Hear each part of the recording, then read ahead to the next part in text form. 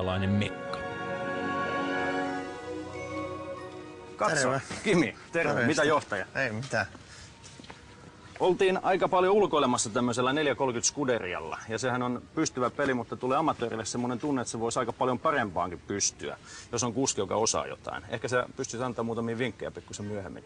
No, että käydään kokeilemaan sitä ja katsoa, mitä pystytään tekemään. Että tietenkin on se hyvä auto, että varmasti yksi paras Ferrari, millä mä oon ajanut, että radalla ja sen puolelle, että riippuu vähän kelistä, mutta kai siihen hauskaa voi pitää. Hauskaahan tulee silloin, kun on kosteita. Joo, mutta tietenkin ei silloin pääse ihan täysiin vauhteihin, että jos niinku aikaa haluaa ajaa, mutta on se vähän haastavampaa, kun on märkää, niin kyllä se on aika liukasta. Ajattelin kysyä sinulta henkilökohtaisen kysymyksen ihan lyhyesti, että millainen oli sun eka kerta? Mun tapahtui vuonna 2000 Nummelan lentokentällä. Siis puhun siitä eka kerta, kun pääset ajaa Ferraria. Mistä puhutaan. Niin.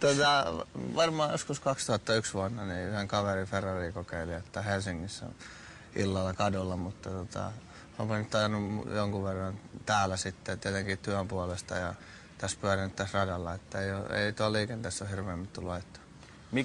Minkälaiset muistot siitä ekasta kerrasta jäi? Oliko se sellainen, että unta ei saanut seuraavana yönä ja hivenen kämmeniä hikoilutti vai? No en mä tiedä, että tietenkin varmaan kun on koko elämänsä ajanut erinäköisillä autoilla, niin se ei ollut semmoinen, että tietenkin oli ihan hienoa, että Ferrarilla eka kertaa ajaa, mutta ehkä se on jollekin muulle vähän isompi asia, että ihan ok, että ei siinä ole mitään, että jotenkin hauska ajalla, mutta kun on tottunut ajaa autolla, niin ei menetä yöunia sen takia. Jos sun pitäisi valita siviilivehkeistä joku suosikki, niin onko se nimenomaan tämä vai ehkä joku vanhempi malli? Joku Daytona tai No varmaan semmoinen voisi olla, että tietenkin nämä on hienoja autoja, mutta ehkä enemmän semmoisen niin kuin vanhan tyyppisen, että niissä on vähän enemmän tuommoista hienoutta ja sun muuta, että ne on aika legendaarisia vehkeitä, että sen takia ottaisi semmoisen. Miten sä käytät oikeastaan arkiajoihin? Teidashan tekee kaikki aina Fiat Stilo Multivanista niin kuin Alfoihin ja muuhun, mutta musta tuntuu, että pakettiauto tuskin on se perusvehje. Ei, että mulla on oikeastaan Alfa Romeo Suomessa ja sitten mulla on 500 Fiat, että niillä oikeastaan pääasiassa. Tietenkin sitten kisoissa on aina erinäköisiä autoja, Fiatia tai Alfaa tai Maseratia, että riippuu vähän paikasta. Tämähän on hyvä paikka keskustella muista merkeistä, mutta millainen oli sun ensimmäinen auto? Oliko se joku GTI-henkinen, semmoinen tunattu katutykki vai? Ei, se oli enemmänkin se Keravakuston tyyppinen Lada, että siinä ei ollut oikein mitään hohtoa, mutta toimi hyvin ja oli lämmin, että ei ikinä hajonnut, että sinänsä ihan hyvä ekaksi autoksi. Mentiinkö sillä penkoille kanssa vai pysyttiinkö tiellä? No yritettiin ainakin pysyä tiellä, mutta ei sillä ollut väliä, että miten ajeli, että se oli vahva auto, että silloin se pystyi vähän kolhiikkiin, niin ei jäänyt mitään jälkeä. Koska meillä on aika vähän aikaa ja toi ratakin kohta tuossa kuivuu eikä päästä luistelemaan, mä ajattelin, että jos sopii hyvin nopea revolverihaastattelu, muutama mielipidekysymys. Liikennepolitiikka. Pitäisikö promilleraja tiputtaa 0,2? Kyllä vai ei? Kyllä ehkä, että mitä mieltä tietulleista? Pitäisikö espoolaisille laittaa sakkomaksu siitä, että ne tulee Helsinkiin munimaan? Ei. Sulla on oma lehmä ojassa. Juttutuokiomme keskeytyi, kun pääjohtaja Markiisi Luca de Montezemolo piipahti kutsumatta kylään. Tää on täkäläinen käsitys taksista. Jaa, mielenkiintoista. Ja vielä yksi viimeinen. Pitäisikö keskustatunneli tehdä? No jos sitä tarvitaan, että tietenkin nyt on paljon ruuhkaa nykyään, että helpottaisi varmaan liikennettä. Okei, se yhteiskunnallisesta BS:stä. Jos sun pitäisi antaa amatöörille muutama vinkki, miten voi parantaa omaa ajosuoritusta, kun mennään kovaa tämän tyyppisellä pulikalla ja radalla? Mitä kannattaa ennen kaikkea pitää mielessä tai muistaa? No tietenkin varmaan suuri ero tulee, että jarrutuspaikoissa ja että nopeutta pitää mutkissa. Että hey, off! Yeah, but I'm doing this, so I don't care. Off now, I can finish. Tell him that I come when I finish. Go! Okay. Kyllä tärkeitä esimiehet tulee hyppimään silmille. Aivan ruukatonta. Eli jarruttaa myöhemmin, muistaa käyttää kaasua läpi kaarteen. Onko jotain muuta vielä? Ei, mä en tiedä, turha semmonen höntyily tietenkin, kun jättää pois, mutta varmaan niissä jarrutuksissa niin se iso aikaero tulee sun muassa. Joo. Katsotaan, että mitä tapahtuu. Pystyisikö näyttämään vähän käytännön vinkkejä, jos herra istuu kuskin pukille ja me menen pelkäjän paikalle? Joo, se on pystyy. Loistavaa. Tässä ollaan nyt sitten kaikkein pyhimmässä, eli Ferrarin testiradalla.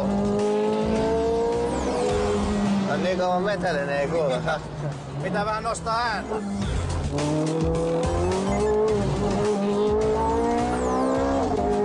No niin. Tää on noin 3 kilometrin pätkä, jossa on monta suhteellisen hätäistä mutkaa ja mahdollisuuksia pikkusladiin. Vähän liukasta. Siltä vaikuttaa. Oho.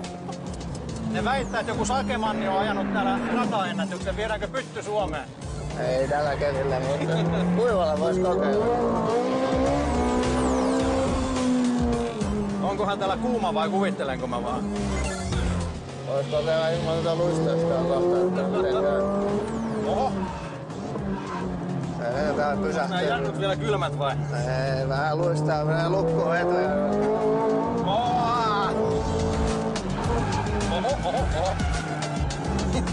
Kokeillaan.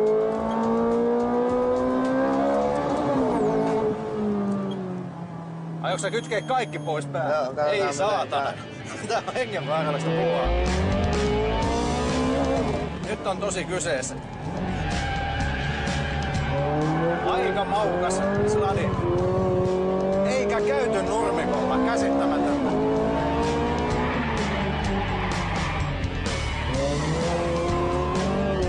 Vähän vaan käydään nurmikolla. Huomaa, että sä oot takavetoautojen kasvat, niin latikaissa pitää viedä. Vaikka mikä olisi. Todella väkevää. Hei, jumaliste.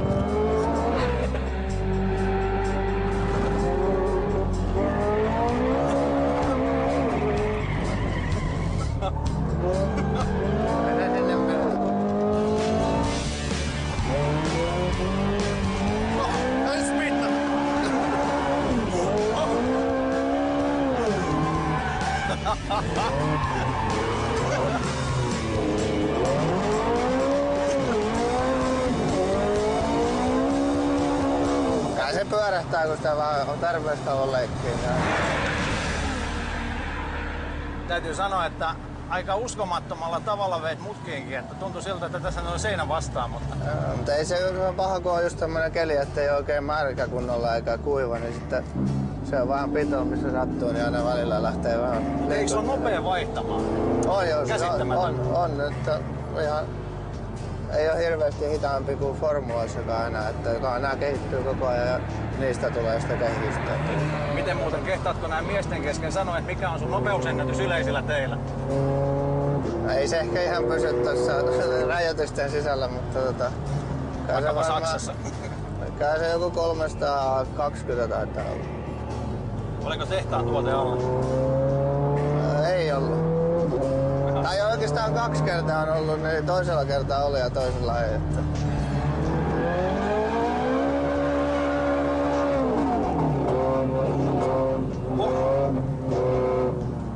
Taitinkohan hajalle vehkeä?